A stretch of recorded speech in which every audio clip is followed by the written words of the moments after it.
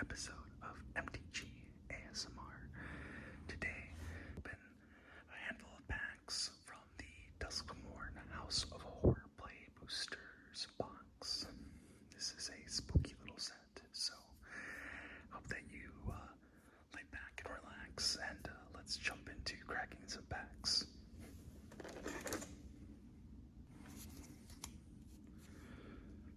Alright, so starting off, we have a fly. It is a 1 and a blue for a creature, fish insect that has flying. Piranha fly enters tapped. They thirst for blood like mosquitoes do. They just have a less dainty way of accessing it. 2-1. That's really, really scary, actually. Up here in the Midwest, we get just what feels like an infinite amount of mosquitoes during the late summer, and I can't imagine like having to live somewhere where you have these things flying around. Terrifying as it is. I can tell I'm gonna really like this set because I'm a big fan of.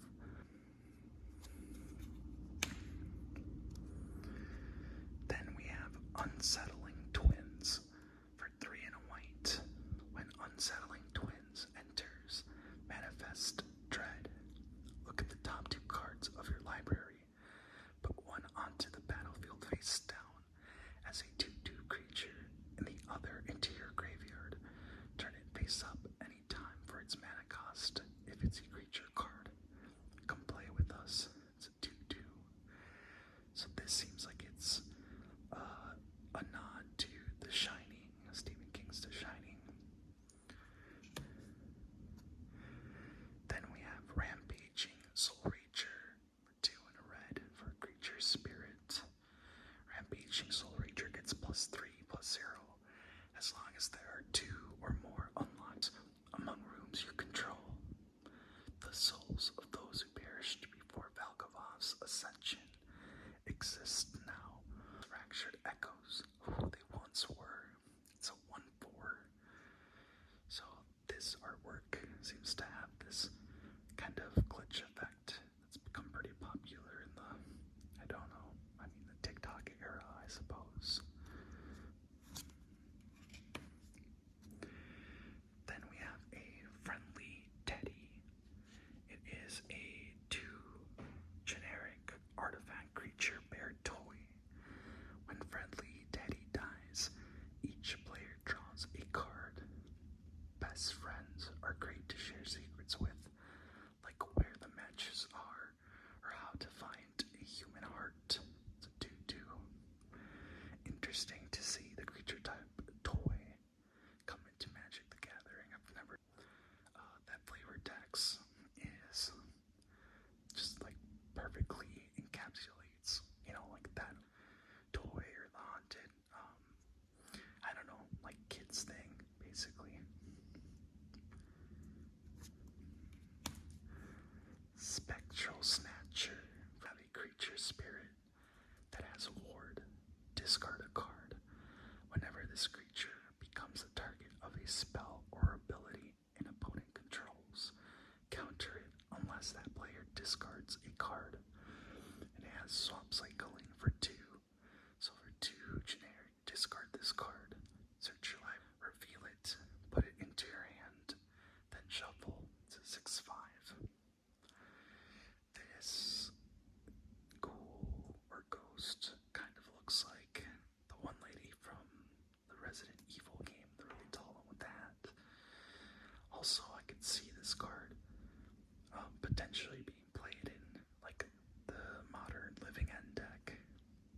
Essentially like reanimate all of your creatures from your graveyard, and this guy's ward, and you discard a card, so it just has a lot of synergy with that kind of strategy.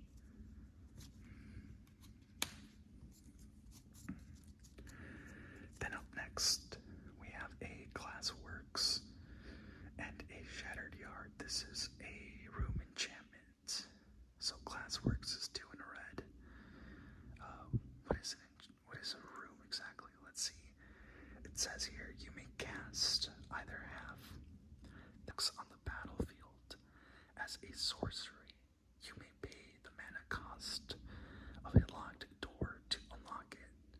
Room deals 4 damage to target creature an opponent controls, and then Shattered Yard for 4 in a red says, at the beginning of your end step, this room deals 1 damage to each opponent.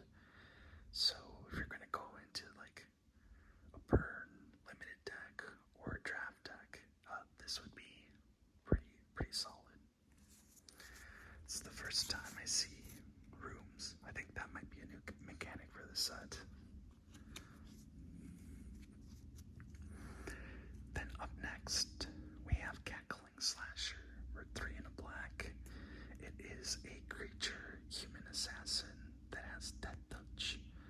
Cackling Slasher enters with a +1/+1 counter on it. If a creature died this turn, every in the last, until his howling laughter drowned out his victim's screams. 3/3. I don't even want to look at this artwork. That is really creepy, but it's perfect for. I've always really admired the kind of like horror, grotesque artwork that you can find in Magic. It's I don't know, makes my nerd heart happy. Anyway, this one isn't as scary. It's actually looks a little friendlier, I guess. It's a Lionheart Glimmer for 3 and 2 white. For an enchantment creature, Cat Glimmer has. Whenever this creature becomes the target of a spell or ability an opponent controls, counter it unless that player pays 2 colorless. Whenever you attack, creatures you control get +1/+1 until end of turn. The survivor will be picked off 1 by 1. It was their turn to hunt. It's a 2/5. So whenever you attack, creatures you control get +1/+1. So it's a nice little anthem, and it has. I wonder what the lore of the Glimmer cards are. Is it kind of like a familiar or whatever? And then next we have Dashing Bloodsucker. This guy kind of looks like Blade. If you know what I'm talking about, it's kind of a throwback. So 3 in a black for a creature, Vampire Warrior, has Eerie. Whenever an enchantment you control enters, and whenever you fully unlock a room, Dashing Bloodsucker gets +2/+0 and gains lifelink until end of turn. Then Vampires, and it's a 2/5. So I think Eerie's a new thing too, and it looks like it has to do with enchantments and rooms. I wonder if this is more of a limited card than anything else, but it being 4 mana with lifelink seems like it's a strong pick for like, mid game. Paranormal Analyst. That would be a really cool career, actually. For 1 in a blue, we have a creature, Human Detective. Whenever you manifest dread, put a card you put into your graveyard this way into your hand. If I've done this right, it should immobilize all spirits in the area. If I've done this wrong, you know what? Let's just hope I did it right. It's a 1/3. That's pretty funny. So he's either gonna solve the issue or he's gonna blow everything up, I guess, and still solve the issue, right? Under the Skin. Oh, that's really, really eerie. I love that artwork. It's like a reptilian or something. Under the Skin for 2 and a green for a sorcery. Manifest Dread. I think that's also a new thing. Look at the top 2 cards of your library. Put 1 onto the battlefield face down as a 2/2 creature and the other into your graveyard. Turn it face up anytime for its mana cost. If it's a creature card, you name card from your graveyard to your hand.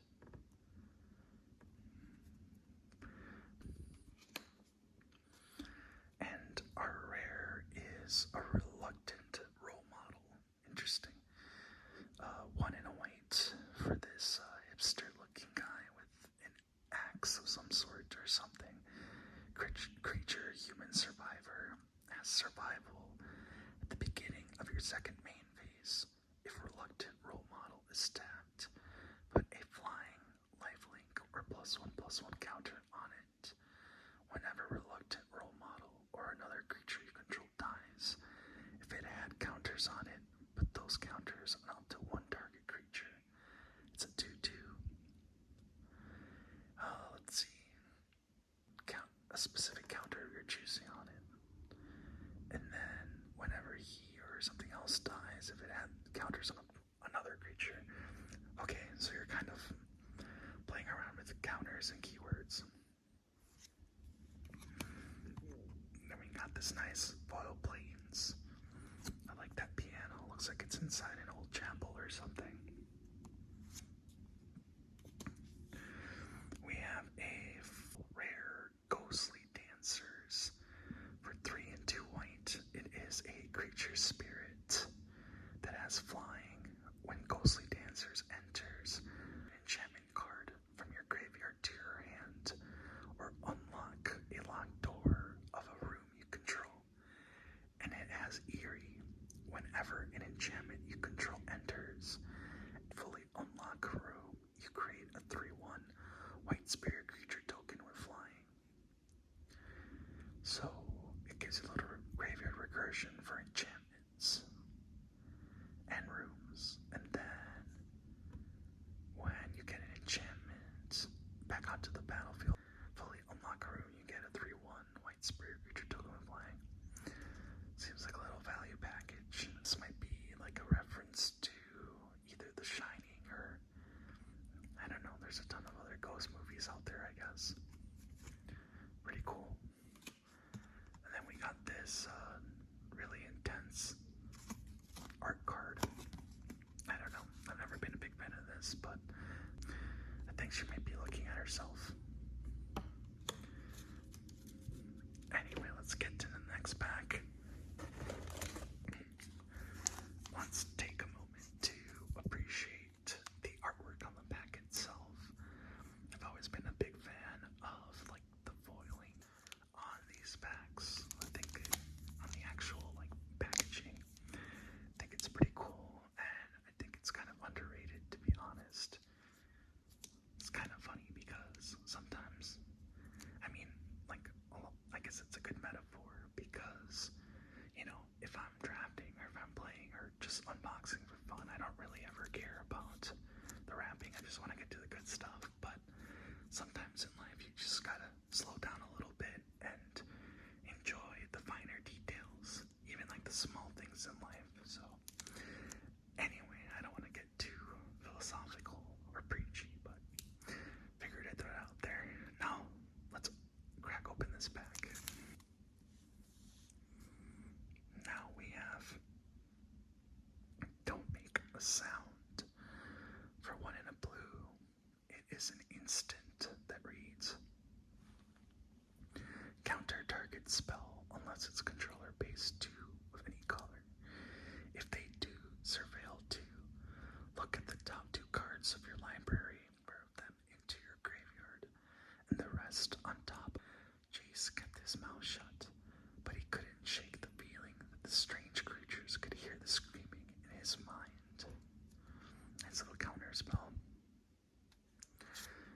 Situational counter spell, but it's great for limited. Shepherding Spirits. I guess that counter spell isn't situational, it's easy to counter the counter spell when you have more mana in the late game. Shepherding Spirits. For 2 white, we have a creature spirit that has flying and planes cycling 2. So for 2 generic, discard this card. Search your library for a planes card. Reveal it. Put it into your hand, then shuffle.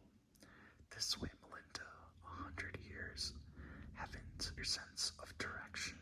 4/5. Ragged Playmate. For 1 in a red, it is an artifact creature toy. For 1 generic, you can tap it. Target creature with power 2 or less can't be blocked this turn. You tried to throw me away, Henry. I don't like that at all. It's a 2/2 for an evil toy.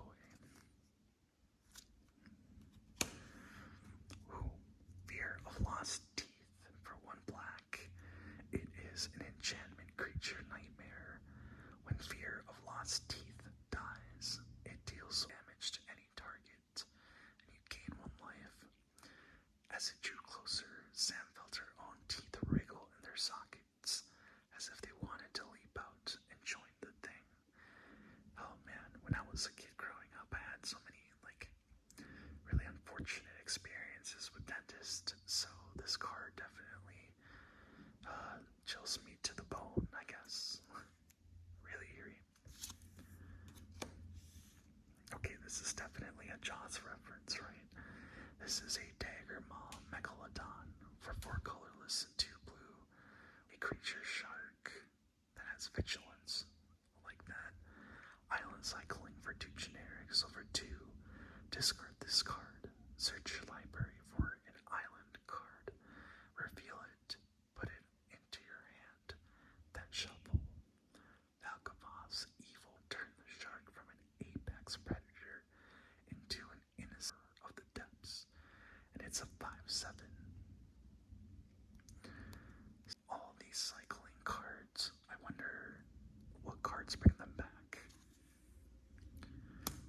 I've yet to see any of them, I guess. So this is a jump scare, and the card is called Jump Scare. That is pretty. I don't know. I have relatives that look like this, to be honest. Just kidding. Instant for 1 white. Until end of turn, target creature gets a +2/+2. Gets +2/+2. Gains flying and becomes a jamming creature in addition to its other types. Boo. Wow, nice little trick, actually. Very strong. Then we have a Glimmer Burst for 3 in the blue. You draw 2 cards. Create a 1/1 Glimmer enchantment creature token.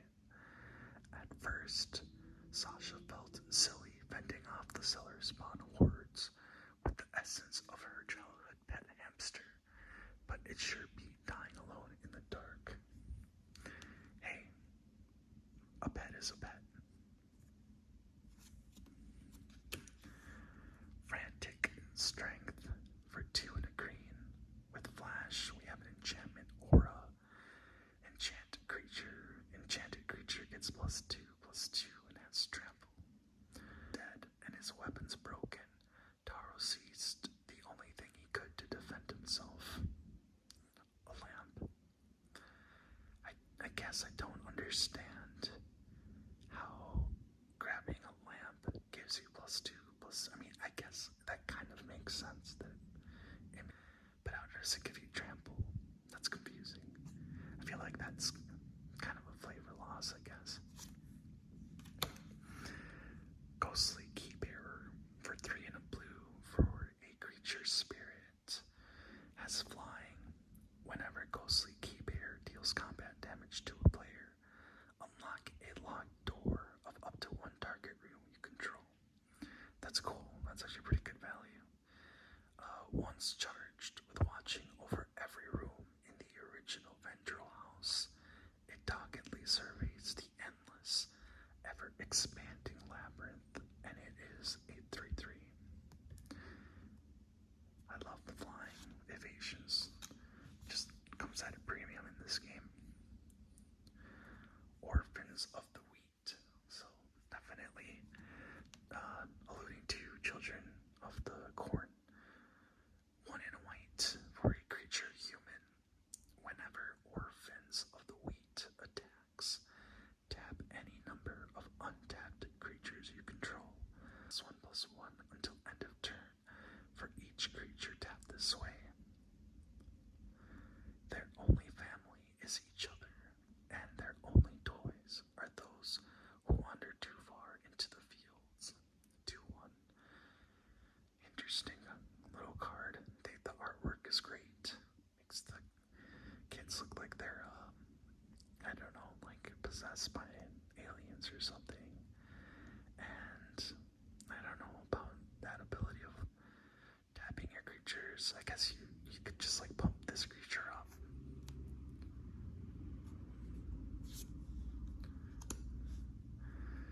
Then we have a Killer's Mask For 2 and a black, it is an artifact. When killer's mask enters, manifest dread, then attach killer's mask to that creature. Look at the top 2 cards of your library. Put one onto the battlefield face down as a 2/2 creature and the other into your graveyard. Turn it face up anytime for its mana cost. If it's a creature card, equip 2. So that makes me think of like the Chainsaw Massacre mask, or any sort of mask, I suppose. And then our rare for this pack is Balustrade Worm. It is 3 and 2 green that looks like it's made out of stairs, right? Like this is the back of the body, or not the back of the body, this is like towards like the tail. They have more of it back here, and then it comes up this way. I am a fan of the worms in this, in Magic the Gathering. I've always thought that they were really fun. Creature worm. The spell can't be countered. It's super strong. I mean, but I would expect nothing less from green. I think green definitely gets pushed super, super hard. Trample haste. Nice. That's awesome. And then we have Delirium for 2 generic and 2 green. Turn Balustrade Worm from your graveyard to the battlefield. Finality counter on it. Activate only if there are or more card types among cards in your graveyard, and only as a sorcery. I think this is definitely a card that you like.